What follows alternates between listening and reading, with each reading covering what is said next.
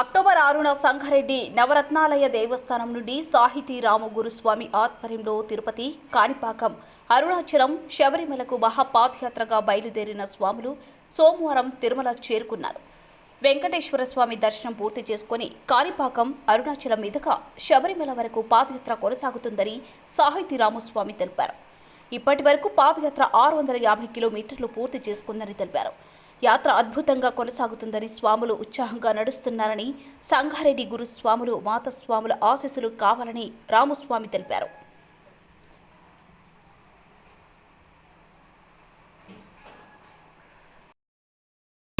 హరి గోవింద గోకులనందన గోవింద గోవింద హరి గోవింద వెంకటరమణ గోవింద గోవింద హరి గోవింద వెంకటరమణ గోవింద నందనందన గోవింద నవనిత చూర గోవింద వెంకటరమణ గోవింద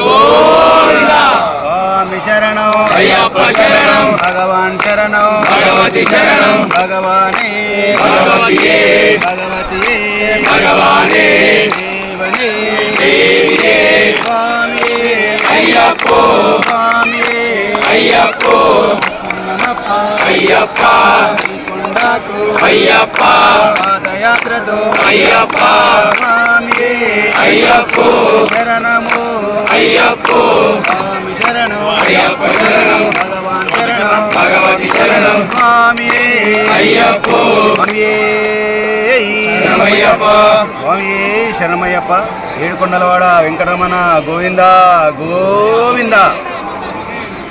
ఈ నెల 6వ తారీఖున ప్రారంభమైన శబరిమల మహాపాదయాత్రలో తిరుపతి, కాణిపాకం, అరుణాచలం మీదుగా శబరిమల మహాపాదయాత్ర స్టార్ట్ చేయడం జరిగింది స్వామి.